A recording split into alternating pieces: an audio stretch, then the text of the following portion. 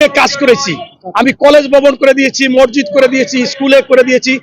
88 সাল থেকে দান অনুদান করি। যত মানুষ গ্রেফতার হয়েছে আমি 80% জামিন করিয়েছি, বাড়িতে খাবার পাঠাইছি। আমি 3 বার আয়নাঘরে গেছি, অনেকবার জেল গিয়েছি, পায়ে গুলিবিদ্ধ হয়েছি।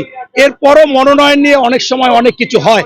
তখন কালকে অনেকে অনেক কিছু বলার পরে আমি একটা পোস্ট দিয়েছি যে এমপি মনোনয়ন এইটা দিয়েছি যে আপনার হচ্ছে যার কিছু পাওয়ার ভাবনা থাকে না তার হারাবারও কোনো ভাবনা থাকে না। আমি যদি জীবনে এমপি হই কখনো 5টা পয়সা নেব না, আমি সৎভাবে থাকবো।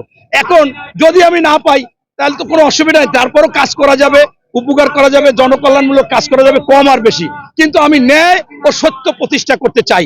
আজকে এই যে আসিফ মাহমুদ এবং মাহফুজ আনাম, আমি প্রথমেই আপনাদের মাধ্যমে বলবো, দুর্নীতি দমন কমিশন আপনাদের যদি মেরুদণ্ড থাকে, যেহেতু এই আসিফ মাহমুদের বিরুদ্ধে শত শত কোটি টাকার দুর্নীতির অভিযোগ আছে, আজকেই এই শুক্রবার বন্ধের দিনও তাদেরকে এই দুর্নীতি দমনের তদন্ত করতে হবে এবং তাদের তথ্য উপত্য নিয়ে তাদের দুর্নীতি খুঁজে বের করতে হবে এবং যারা যারা পেপার পত্রিকায় লিখেছে নতুবা তাদের বিরুদ্ধে ব্যবস্থা নিতে হবে। আমি বিশ্বাস করি অবশ্যই দুর্নীতিবাদ, সে যদি বিএনপি থেকেও নমিনেশন তাকে দেয়, অন্যদের থেকেও দেয়, আমি সত্য বলে যাব, কারণ এই ঘটনাগুলো সত্য।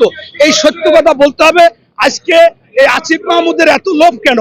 আমরা তো দেখেছি 1952 সালে ভাষা আন্দোলনে যারা শহীদ হয়েছে বা যারা আহত হয়েছে বিনিময় কিছু চায় নাই। 71 সালে মুক্তিযোদ্ধারা আহত হয়েছে, শহীদ হয়েছে, ওই পরিবাররা কিছু বিনিময় চায় নাই।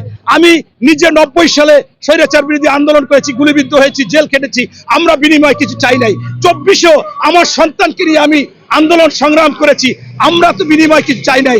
তোমাদের উপর মানুষের আশা ভরসা ছিল এই বাংলাদেশে ন্যায় প্রতিষ্ঠা হবে, সুশাসন, সুনীতি, সুবিচার হবে এবং বাজার দর নিয়ন্ত্রণ হবে, ঘুষ দুর্নীতি থাকবে না, ধর্ষণ হবে না, ছিনতাই হবে না, চুরি হবে না, মাদক থাকবে না। সেই আশ্বাস বিশ্বাস নিয়ে তোমাদেরকে আইসা পানি দিয়েছিল, তোমাদের রুটি কিনে দিয়েছিল, পাউরুটি, তোমরা সেখান থেকে ইউটার্ন দিয়ে তোমাদের কেন উপদেষ্টায় যেতে হবে? এবং আপনারা জানেন যখন এই উপদেষ্টা পরিষদ হয় সকল রাজনৈতিক দলের সাথে